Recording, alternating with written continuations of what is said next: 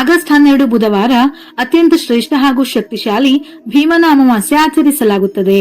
ಈ ಅಮಾವಾಸ್ಯೆಗೆ ಆಷಾಢ ಅಮಾವಾಸ್ಯೆ ಎಂದು ಕರೆಯುತ್ತಾರೆ. ಇದನ್ನು ಪತಿ ಸಂಜೀವಿನಿ ವ್ರತ, ಆಟಿ ಅಮಾವಾಸ್ಯೆ, ದಿನಸಿ ಗೌರಿ ಪೂಜೆ ವ್ರತ, ಜ್ಯೋತಿಸ್ತಂಭ ಗೌರಿ ವ್ರತ, ಭಂಡಾರದ ಹಬ್ಬ, ಕೊಡೆ ಅಮಾವಾಸ್ಯೆ ಎಂದು ಕೂಡ ಕರೆಯುತ್ತಾರೆ. ಮದುವೆಯಾದ ನಂತರ 5, 9 ಅಥವಾ 16 ವರ್ಷಗಳ ಕಾಲ ಮಹಿಳೆಯರು ಈ ವ್ರತವನ್ನು ಆಚರಿಸುವುದು ಬಹಳ ಒಳ್ಳೆಯದು. ಜ್ಯೋತಿರ್ಭೀಮೇಶ್ವರ ವ್ರತವು ಆಷಾಢ ಅಮಾವಾಸ್ಯೆ ಎಂದು ಆಚರಿಸಲಾಗುವ ಮಂಗಳಕರ ವ್ರತವಾಗಿದೆ. ಅಮಾವಾಸ್ಯೆ ತಿಥಿ ಸಮಯ ಆಗಸ್ಟ್ 12 ಬೆಳಗಿನ ಜಾವ 1:52 ಪ್ರಾರಂಭವಾಗಿ ಆಗಸ್ಟ್ 12 ರಾತ್ರಿ 11:06 ಮುಕ್ತಾಯವಾಗುತ್ತದೆ. ಅಮಾವಾಸ್ಯೆ ಎಂದು ಆಷಾಢ ಮುಕ್ತಾಯವಾಗಿ ಅಂದರೆ ಮರುದಿನ ಗುರುವಾರದಿಂದ ಶ್ರಾವಣ ಮಾಸ ಪ್ರಾರಂಭವಾಗುತ್ತದೆ. ರಾಹುಕಾಲ ಹೊರತುಪಡಿಸಿ ಯಾವುದೇ ಸಮಯದಲ್ಲಿ ಈ ಪೂಜೆಯನ್ನು ಮಾಡಬಹುದು. ಭಾರತೀಯ ಸಂಪ್ರದಾಯದಲ್ಲಿ ಪತಿಯನ್ನು ದೇವರೆಂದು ಭಾವಿಸಿ ಪೂಜಿಸುವ ಸಂಪ್ರದಾಯಗಳು ಬಹಳ ಪುರಾತನ ಕಾಲದಿಂದಲೂ ಇದೆ. ಪತಿಯ ಆಯುಷ್ಯ ಆರೋಗ್ಯ ವೃದ್ಧಿಯಾಗಬೇಕು, ಎಲ್ಲ ಕ್ಷೇತ್ರದಲ್ಲೂ ಯಶಸ್ಸು ಸಿಗಬೇಕೆಂದು ಪ್ರಾರ್ಥಿಸಿ ಅನೇಕ ವ್ರತಗಳನ್ನು ಮಾಡುವ ಸಂಪ್ರದಾಯವಿದೆ.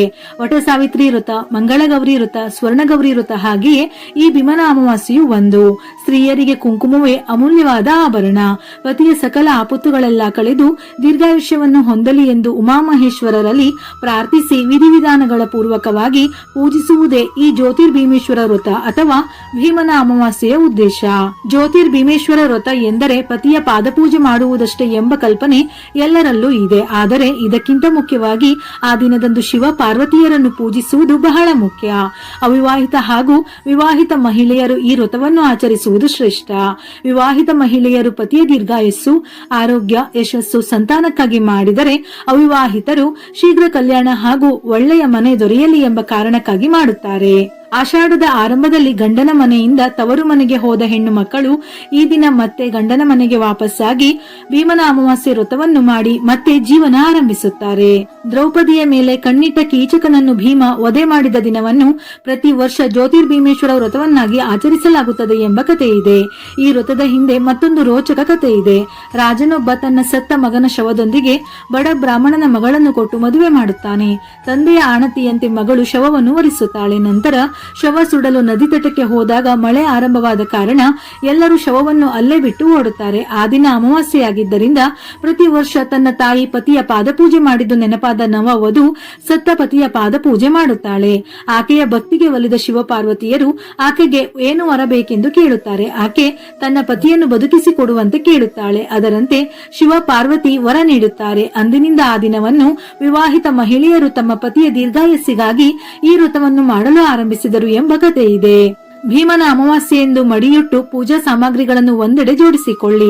ಒಂದು ಪೀಠದಲ್ಲಿ ರಂಗೋಲಿ ಹಾಕಿ ಅದರ ಮೇಲೆ ಹೂವು, ಅರಿಶಿನ, ಕುಂಕುಮ, ಅಕ್ಷತೆ ಇಟ್ಟು ಆ ರಂಗೋಲಿಗೆ ಪೂಜೆ ಸಲ್ಲಿಸಿ. ನಂತರ ಒಂದು ತಟ್ಟೆಯಲ್ಲಿ ಅಕ್ಕಿಯನ್ನು ತುಂಬಿ ಅಕ್ಕಿ ಮೇಲೆ ಅರಿಶಿನದಿಂದ ಓಂ ಹಾಗೂ ಶ್ರೀ ಎಂಬ ಬೀಜಾಕ್ಷರಗಳನ್ನು ಬಿಡಿಸಿ ಅದರ ಮೇಲೆ ಎರಡು ಕಡೆ ಎರಡೆರಡು ವೀಳ್ಯದೆಲೆಗಳನ್ನು ಇಟ್ಟು ಅರಿಶಿನ, ಕುಂಕುಮ, ಹೂವು ಇಟ್ಟು ಅದರ ಮೇಲೆ 2 ದೀಪದ ಕಂಬಗಳನ್ನು ಇಡಿ. ಈ ದೀಪದ ಕಂಬಗಳು ಶಿವ ಪಾರ್ವತಿಯರ ಪ್ರತೀಕವಾಗಿದೆ. ಈ ದೀಪಗಳಿಗೆ ಅರಿಶಿನದ ಕೊಂಬನ್ನು ಕಟ್ಟಬೇಕು. ನಿಮ್ಮ ಬಳಿ ಶಿವ ಪಾರ್ವತಿಯರ ಫೋಟೋ ಇದ್ದರೆ ಅದನ್ನೇ ಪೂಜೆಗೆ ಇಡಬಹುದು.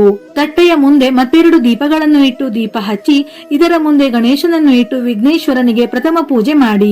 ಕೆಲವೆಡೆ ಮಣ್ಣಿನಿಂದ ಗೊಂಬೆಗಳನ್ನು ಮಾಡಿ ಕೂಡ ಪೂಜಿಸಲಾಗುತ್ತದೆ. ಗಣಪತಿಗೆ ಪೂಜೆ ಸಲ್ಲಿಸಿದ ನಂತರ ಮದುವೆಯಾದವರು 9 ಎಳೆಯ ದಾರದಿಂದ 12 ಗಂಟುಗಳಿರುವ ಅಂದರೆ ಈ 12 ಗಂಟುಗಳು 12 ಜ್ಯೋತಿರ್ಲಿಂಗಗಳ ಪ್ರತೀಕ ಗೌರಿ ದಾರವನ್ನು ತಯಾರಿಸಿ ಅವಿವಾಹಿತ ಹೆಣ್ಣು ಮಕ್ಕಳು 5 ಎಳೆಯ ದಾರದಿಂದ 5 ಗಂಟುಗಳನ್ನು ಮಾಡಿಕೊಂಡು ಸಂಕಲ್ಪ ಮಾಡಿಕೊಳ್ಳಬೇಕು. ವಿವಾಹಿತೆಯರು ಶಿವ ಪಾರ್ವತಿ ಪೂಜೆಯ ನಂತರ ಪತಿಯ ಪಾದಪೂಜೆ ಮಾಡುವಾಗ ಅವರಿಂದ ಈ ಗೌರಿ ದಾರವನ್ನು ಕೈಗೆ ಕಟ್ಟಿಸಿಕೊಳ್ಳಬೇಕು. ಅವಿವಾಹಿತೆಯರು ತಾಯಿಯಿಂದ ತಮ್ಮ ಕೈಗೆ ಈ ದಾರವನ್ನು ಕಟ್ಟಿಸಿಕೊಂಡು ವ್ರತವನ್ನು ಆರಂಭಿಸಬೇಕು.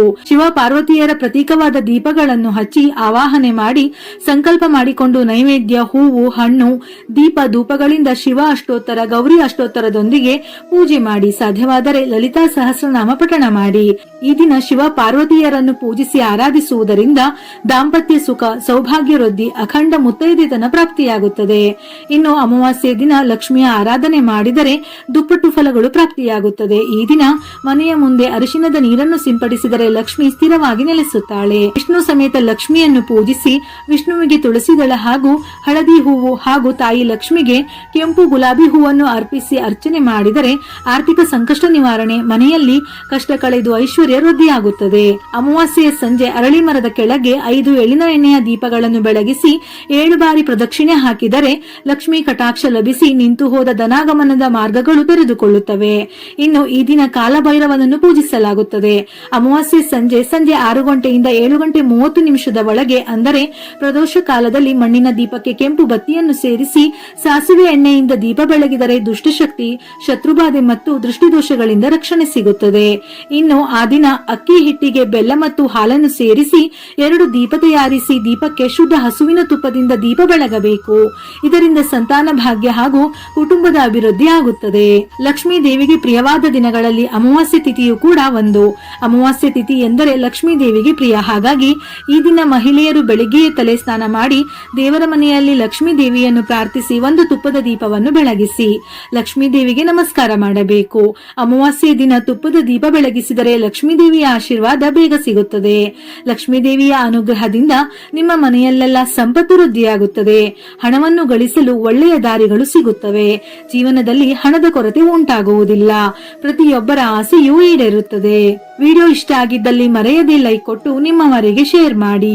ಇದೇ ರೀತಿಯ ಮನಮುಟ್ಟುವ ಉಪಯುಕ್ತ ಮಾಹಿತಿಗಳಿಗಾಗಿ ಮತ್ತೆ ಭೇಟಿಯಾಗೋಣ.